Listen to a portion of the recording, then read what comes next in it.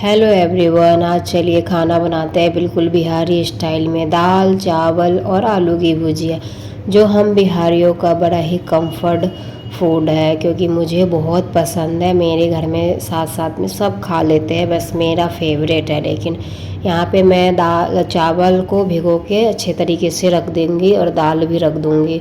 दाल चावल भीगा हुआ रहता है ना, तो फिर फटाफट बन जाता है, स्वाद भी थोड़ा सा अलग आता है। अगर आप नहीं भिगोएंगे तो थोड़ा अलग आएगा। ये आप करके देखिएगा, ट्राई मार के।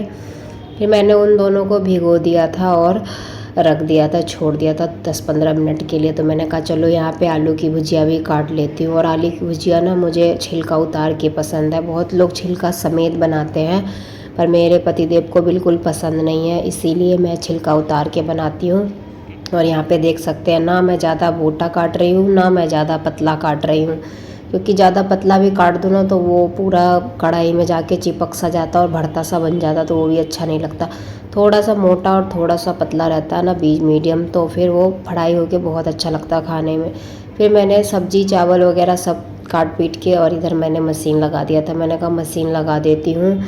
और ये वीडियो है निर्जला एकादशी के अगले दिन का, द्वादशी वाले दिन का ये वीडियो है।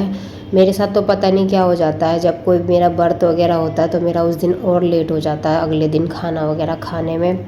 और कपड़े भी बहुत सारे गंदे थे, तो मैंने कहा पहले कपड़े लगा दिए मशीन में।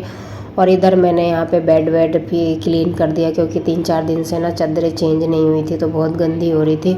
बच्चे खाते पीते सब बेड के ऊपर ही हैं, तो फिर वो भी ना बहुत मैसी मैसी सा बहुत गंदा हो जाता है।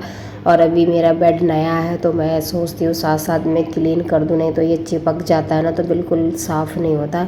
तो इसीलिए मैं यहाँ पे बेड वगैरह क्लीन करके अच्छे से पिल्लो कवर वगैरह लगा दिया। तो ये बच्चे कहाँ टिकने देते हैं, सारा ख़राब करके छोड़ देते हैं। और पिल्लो कवर भी मैंने चेंज कर दिया था यहाँ पे।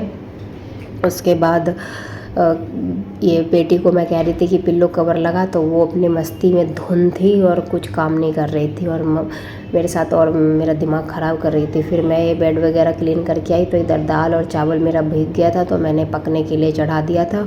और यहाँ पे पतिदेव जी जा रहे थे कहीं इतनी धूप में, तो फिर मैंने उनको सत्तू दे दिया बना के। मैंने कहा थोड़ा सा सत्तू पी लो, थोड़ा सा एनर्जी रहेगी।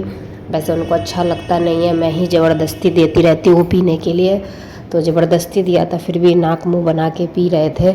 तो पी लिया। उसके बाद वो अपना तेल वेल लगा के उनको जहाँ जाना था वहाँ चले गए थे। तो मैंने कहा चलो मैं साथ साथ में फिर और भी काम कर लेती हूँ। झाड़ू भी लगा लिया मैंने। झाड़ू लगाने के बाद मेरा चावल पक गया था, तो फिर मैंने चावल में से पानी निकाल दिया। और आप देख सकते हैं एक पैर मेरा किचन में है, एक पैर घर में साफ़ सफाई में, और एक पैर मेरा मशीन के पास है, कि मशीन में भी मेरा कपड़ा ड्रायर हो गया था, तो मैं वहाँ पे कपड़े निकाल रही थी कि मैंने कहा सूखने के लिए रख दूँगी। क्योंकि जब मैं काम करने के धुन में आती हूँ ना, तो मैं सारा काम इकट्ठे फैला लेती हूँ, और इसी चक्कर में पतिदेव जी से डांट भी सुन जाती हूँ कि सब कुछ एक ही दिन में कर करा के तो निपट ले। पर मैं क्या करूँ, मेरी आदत ही ऐसी है, नहीं करूँगी तो नहीं करूँगी, आलस आता रहेगा। उसके जब करने के लिए आती हूँ तो बस सब निपटा देती हूँ इकट्ठे। उधर खाना भी बन रहा था, घर भी सफाई हो रही है, तो गर्मी इतनी लग रही थी, बार बार बीच बीच में परेशान भी हो रही थी। और यहाँ पे मैं कपड़े डाल के आ गई, तो मेरा दाल भी अच्छे से ठंडा हो गया था, तो मैंने कहा चलो दाल को भी छौंक देती हूँ। और बच्चे को भूख तो लगती नहीं है, जब तक स्कूल खुलेगा नहीं, जब तक इनको भूख नहीं लगेगी बिल्कुल भी। तो यहाँ पे मैं दाल भी छौंक देती हूँ। और ये मेरा बिल्कुल काला हो गया है, ये बर्तन बिल्कुल ख़राब है, बिल्कुल मत खरीदिएगा इस तरह का बर्तन, बिल्कुल गंदा हो जाता है। सबसे बढ़िया कड़छुल लगता है उसमें दाल छौंकने में, पर अब मैंने ख़रीद लिया तो क्या ही कर सकते हैं। फिर यहाँ पे मैंने कहा चलो भुजिया बना लेती हूँ। और मेरा तेल हो गया था ख़त्म, क्योंकि इधर पकौड़े वगैरह बहुत ज़्यादा बने हैं, इसीलिए जल्दी जल्दी तेल ख़त्म हो जाता है। तो फिर मैं यहाँ पे फटाफट से भुजिया बनाने के लिए आ गई थी। तो अभी कढ़ाई में मैंने जीरा मिर्च और प्याज डाल दिया था, और इसमें मैं यहाँ पे आलू भी डाल दूँगी, और आलू को अच्छे तरीके से फ्राई कर लूँगी। वहाँ पे देख सकते हैं दोस्तों, मेरा भुजिया जब तक पक रहा था हल्दी नमक डाल के छोड़ आई थी, और फिर मैं आ गई थी अपने गार्डन में। यहाँ पे मैं अरबी के पत्ते लगाए थे, देख सकते हैं कितने छोटे छोटे। इससे बड़े बड़े इससे पहले वाले बैच में हो गया था, और मैं ना आलस के मारे बनाई नहीं, और सारे पत्ते सूख गए मेरे। और अभी यहाँ पे मेरे अरबी के भी पत्ते हैं और पोई के भी पत्ते हैं, और दोनों पत्ते मैं तोड़ के ले आई थी। और मैंने कहा चलो दाल चावल भुजिया बना रही हूँ। यहाँ पे देख सकते हैं मेरा भुजिया भी बन रहा है, और इस तरह के करारे करारे भुजिया बहुत अच्छा लगता है खाने में गर्मा गर्म। और फिर मैंने पोई के पापड़ वगैरह भी तल दिए बच्चों के लिए, अपने लिए। मैंने कहा चलो सब कुछ खा लेंगे मिक्स होके। जब प्लेट बनता है ना दाल चावल का, तो उसके साथ पापड़ ना हो तो मज़ा ही बिल्कुल नहीं आता अगर पापड़ ना हो तो।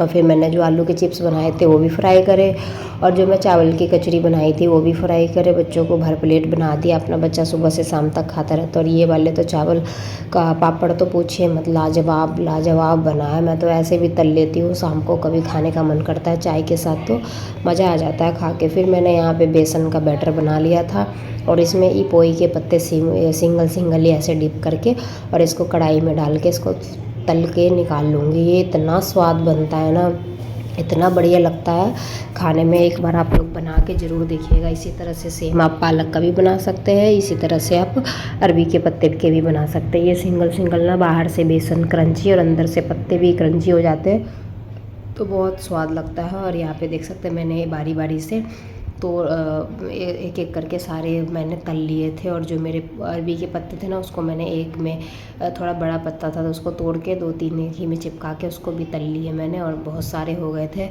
पकौड़े। तो मैंने कहा चलो इसको तल के निकाल लेती। और ये पकौड़े मुझे नहीं पता था कि मेरे घर में इस पकौड़े के लिए मारपीट हो जाएगी एकदम। वो कह रहा मैं खाऊंगा, वो कह रहा मैं खाऊंगा। पहले तो कोई नहीं खा रहा था, फिर जब मैं खाने के लिए बैठी तो बस सबको अच्छा लगने लग गया। फिर मैंने कहा लास्ट में ज़्यादा हो जाएगा, मुझे क्या पता था कि वैसे लड़ने लग जाएंगे। मैंने सारे काट के और इसी बेसन में लपेट के और सबको मैंने पकौड़े अच्छे तरीके से ऐसे जैसे प्याज के पकौड़े तलते हैं ना, उस तरह से मैंने इसके पकौड़े तल लिए थे। और दोस्तों मेरा आवाज़ थोड़ा सा इग्नोर कीजिएगा, क्योंकि बहुत ज़्यादा जुकाम खांसी हो रहा है और ठीक ही नहीं हो रहा है। मैं इतना दवाई खा चुकी हूँ, इसी चक्कर में ये वीडियो नहीं आ रहा था कि वॉइस ओवर हो नहीं पा रहा था, इतना जुकाम हो रहा था। उसके बाद यहाँ पे मैंने प्लेट निकाल ली अपनी, दाल चावल और भुजिया और ये जो मैं पकौड़े बनाई थी वो। और आप देख सकते हैं बिहारी प्लेट तैयार है, बिल्कुल कॉम्बो खाने के लिए। और ऐसा खाना तो मुझे दिन रात सुबह शाम 365 दिन मिल जाए, तीनों टाइम तो मैं खा के खुश रहूँगी। मुझे ये खाना बिल्कुल पसंद है। और यहाँ पे देख सकते हैं मैं और मेरी बेटी बैठे थे खाने के लिए, क्योंकि पतिदेव जी नहीं थे, वो कहीं गए हुए थे तो आज आपको वो दिख नहीं रहे हैं।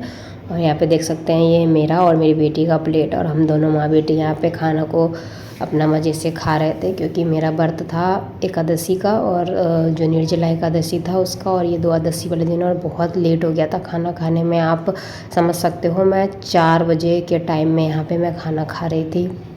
और बेटी कह रही है, बेटी तो खा चुकी थी पहले भी, लेकिन कह रही है मम्मा मैं आपके साथ भी दोबारा खाऊंगी। मैंने कहा खा लो, क्योंकि इसकी भी तबीयत ठीक नहीं थी ना पीछे, अब थोड़ी सी ठीक हुई है, तब इसको थोड़ा सा खाना अच्छा लगता है। तो ये हम खा लेती है 2 बार 3 बार, क्योंकि बहुत ज़्यादा कमज़ोर हो गई है।